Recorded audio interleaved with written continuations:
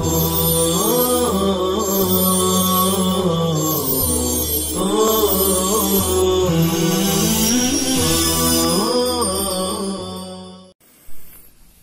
اللہ الرحمن الرحیم ونزل كما رواه البخاری عن ابن عباس رضی اللہ تعالی عنہ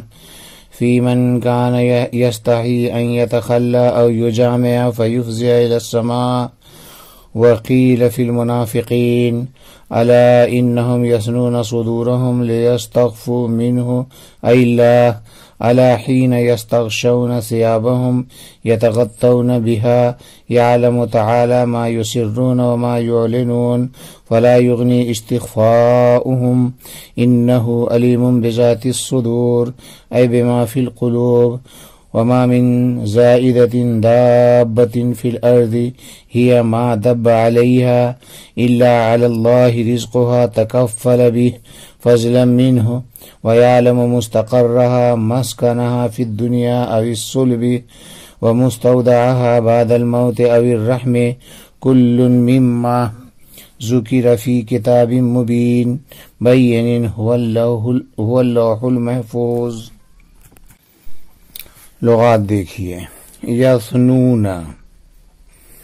صیغہ جمع مذکر غائب ہے باب سامع سے، فعل مضارع، ثانیاً مصدر آتا ہے موڑنا، لپیٹنا، چھپانا۔ لیستخفو جمع مذکر غائب کا صیغہ ہے فعل مضارع، لام کئے ہے، لام کئے کی وجہ سے ان مقدرہ کی بنا پر نون اعرابی گر گیا ہے، ورنہ تھا لئن یستخفون، حین موقع، وقت، زمانہ، جمع احیان۔ یستغشون جمع مذکر غائب فعل مضارع، باب استفعال سے ہے استغشاء، اچھی طرح کپڑا اوڑھ لینا کہ کچھ دکھائی نہ دے۔ یسرون باب افعال سے فعل مضارع سے جمع مذکر غائب، اسر یسر اسرار، چھپانا۔ یعلنون یہ بھی فعل مضارع جمع مذکر غائب ہے، باب افعال سے، مصدر آتا ہے اعلان، اعلان کرنا، ظاہر کرنا۔ ذوات یہ ذو کی تانیث ہے، صاحب، والا یا والی۔ ذات الصدر انسان کی پوشیدہ حالت کو کہتے ہیں، دل کی بات یا حالت کو کہتے ہیں۔ دابتن زمین میں چلنے والا جانور، اس کا اکثر استعمال اس چوپائے پر ہوتا ہے جو سواری یا بوجھ لادنے کا کام آتا ہے، جمع دواب۔ مستقر رہنے کی جگہ، یہ اس میں ظرف ہے کیونکہ ثلاثی مزید سے اس میں ظرف اس کے اس میں مفعول کے وزن پر آتا ہے، باب استفعال سے ہے، مصدر استقرار، قیام پذیر ہونا، کسی جگہ سکون سے رہنا۔ مستودع حفاظت گاہ، امانت رکھنے کی جگہ، یہ بھی باب استفعال سے ہے، اس میں ظرف ہے۔ مستقر اور مستودع میں فرق یہ ہے کہ مستقر اس جگہ کو کہا جاتا ہے جہاں کوئی شخص مستقل طور پر جائے قیام یا وطن بنا لے، اور مستودع اس جگہ کو کہتے ہیں جہاں عارضی طور پر کسی ضرورت کے لیے ٹھہرے۔ اور اگلی آیت کریمہ حضرت امام بخاری رحمۃ اللہ علیہ کی روایت کے مطابق جو حضرت ابن عباس رضی اللہ تعالیٰ عنہ سے مروی ہے کہ ان لوگوں کے بارے میں نازل ہوئی جو رفع حاجت کے وقت یا اپنی عورتوں سے مجامعت کے وقت غائب درجہ حیا کرتے تھے کہ کہیں شرمگاہ کا رخ آسمان کی طرف نہ ہو جائے۔ اور بعض حضرات نے کہا کہ اگلی آیت کریمہ منافقین کے بارے میں نازل ہوئی کہ سنو بے شک وہ لوگ اپنے سینوں کو دہراتے ہیں تاکہ وہ اللہ تبارک تعالیٰ سے پردہ کریں اور اپنے آپ کو چھپائیں۔ سنو، جس وقت وہ لوگ اپنے کپڑے کو اوڑھ لیتے ہیں، جس سے اپنے بدن کو ڈھانک لیتے ہیں، تو اللہ تبارک تعالیٰ ان چیزوں کو جانتا ہے جس کو وہ چھپاتے ہیں اور جس کو وہ ظاہر کرتے ہیں، لہذا ان کا یہ چھپانا ان کو کوئی فائدہ نہ دے گا۔ بے شک اللہ تبارک تعالیٰ دلوں کی باتوں کو جانتا ہے، یعنی ان چیزوں کو جانتا ہے جو دلوں کے اندر ہے، اور زمین میں کوئی بھی چلنے والا جانور نہیں ہے جو زمین پر چلتا ہے مگر اللہ کے ذمے اس کی روزی ہے، کہ جس کے ذریعے اللہ تبارک تعالیٰ اس کی کفالت کرتا ہے اپنے فضل سے، اور اللہ تبارک تعالیٰ اس کے مستقل ٹھہرنے کی جگہ کو، یعنی دنیا میں ٹھہرنے کی جگہ کو یا پشت پدر میں ٹھہرنے کی جگہ کو جانتا ہے، اور اس کے چند روزہ ٹھہرنے کی جگہ کو مرنے کے بعد یا رحم مادر میں اس کو جانتا ہے، اور مذکورہ تمام چیزیں کتاب مبین یعنی لوح محفوظ میں ثبت ہیں۔ ماں قبل کی آیت میں فرمایا گیا وَهُوَ عَلَى كُلِّ شَيْءٍ قَدِيرٌ، اس میں اللہ تعالیٰ کی قدرت کاملہ کا بیان تھا۔ آگے کی آیت کریمہ میں اللہ کے علم محیط کا بیان ہے۔ سب سے پہلے اگلی آیت کریمہ کا شان نزول ملاحظہ ہو۔ اس کے شان نزول کے بارے میں دو قول ہیں۔ نمبر 1، یہ آیت کریمہ مسلمانوں کے بارے میں نازل ہوئی۔ نمبر 2، یہ آیت کریمہ منافقین کے بارے میں نازل ہوئی۔ پہلے قول کو بیان کرتے ہوئے مفسر علام نے یوں فرمایا کہ وَنَزَلَ كَمَا رَوَاهُ الْبُخَارِي عن ابن عباس فِيمَا كَانَ يَسْتَحِي أَن يَتَخَلَّأَ أَوْ يُجَامِعَ فَيُفْزِعَ إِلَى السَّمَاءِ، اور دوسرے قول کو بیان فرماتے ہوئے فرمایا وَقِيلَ فِي الْمُنَافِقِينَ، یعنی اگلی آیت کریمہ امام بخاری رحمۃ اللہ علیہ کی روایت کے مطابق جو حضرت ابن عباس رضی اللہ تعالیٰ عنہ سے مروی ہے کہ مسلمانوں کی ایک جماعت کے بارے میں وہ نازل ہوئی جو بوقت قضائے حاجت یا بوقت مجامعت سطر کھولنے میں غائب درجہ حیا کرتے تھے کہ کہیں شرمگاہ کا رخ آسمان کی طرف نہ ہو جائے۔ اس روایت کے مطابق شان نزول کا خلاصہ یہ ہے کہ بعض مسلمانوں پر حیا کا حد درجہ غلبہ تھا، جس کی بنا پر استنجا اور جماع دیگر ضروریات بشریہ کے وقت کسی بھی حصہ بدن کو برہنہ کرنے سے شرماتے تھے کہ آسمان والا ہم کو دیکھ رہا ہے۔ اگر برہنہ ہونا ہی پڑتا تو غلبہ حیا سے جھکے جاتے اور شرمگاہ کو چھپانے کے لیے سینہ کو دوہرا کر لیتے تھے۔ ظاہر ہے کہ ان حضرات کا ایسا کرنا غایت تعدب مع اللہ اور غلبہ حیا کی بنا پر تھا۔ ایسے لوگوں کو صوفیہ کی اصطلاح میں مغلوب الحال کہا جاتا ہے، اور چونکہ ان کے اس غلو اور تعمق والے عمل کو امت اپنی زندگی میں لا کر تنگی میں مبتلا ہو سکتی تھی، اس لیے اللہ تعالیٰ نے اگلی آیت نازل فرما کر ان کی اصلاح کر دی کہ اگر بوقت ضرورت بدن کھولنے میں خدا سے حیا آتی ہے اس لیے جھکے جاتے ہو تو غور کرو کیا کپڑا پہننے کی حالت میں تمہارا ظاہر و باطن خدا کے سامنے نہیں ہوتا؟ جب انسان اس سے کسی وقت چھپ نہیں سکتا پھر ضروریات بشریہ کے وقت غلو سے کام لینا ایک ٹھیک بات نہیں ہے۔ لہٰذا اگرچہ رفع حاجت اور جمع کے وقت پردہ پوشی ملحوظ رکھنا ممنوع نہیں بلکہ مندوب ہے اور مطلوب ہے، لہٰذا اس عمل کی مذمت بھی اس آیت کریمہ میں مقصود نہیں، لیکن اتنا تو خیال رکھنا ہوگا کہ اللہ سے تمہارا کوئی بھی عمل خواہ پوشیدہ ہو یا ظاہر مخفی نہیں ہے، لہٰذا پردہ پوشی میں مبالغہ کرنے سے کیا فائدہ؟ وہ تو دلوں کی تہ کے اندر کی بھی باتوں کو خوب جانتا ہے۔ آیت کریمہ کا مطلب اور مراد جو بیان کیا گیا یہ تو تب ہوگا جب امام بخاری رحمۃ اللہ علیہ کی روایت کو اس کا شان نزول قرار دیا جائے، لیکن اس آیت کریمہ کا شان نزول منافقین کو بتایا جائے اور مانا جائے، جیسا کہ دوسرا قول یہی ہے،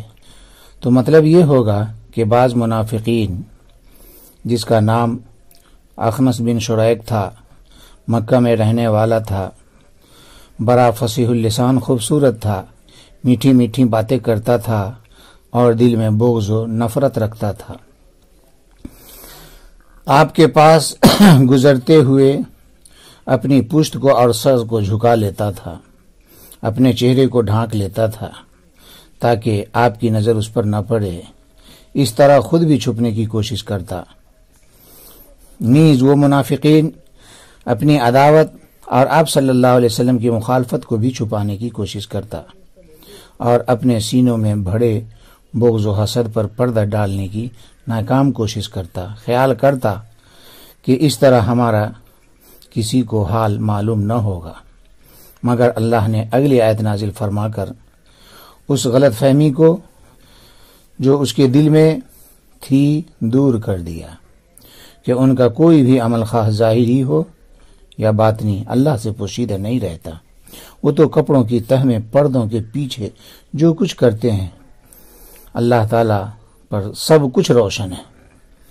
کیونکہ وہ تو دلوں کے پوشیدہ اسرار کو بھی خوب جانتے ہیں۔ بعض حضرات نے کہا کہ کفار میں سے ایک شخص تھا جو اپنے گھر میں داخل ہو کر اس کا پردہ پھیلا دیتا تھا، لٹکا دیتا تھا اور اپنی پشت کو جھکا لیتا تھا اور اپنا کپڑا اوڑھ کر کفریات بکتا تھا، اور یہ خیال کرتا تھا کہ اس کی اس حالت کو اللہ نہیں جانتا۔ اس پر آیت کریمہ نازل ہوئی کہ الا انہم یسنون صدورہم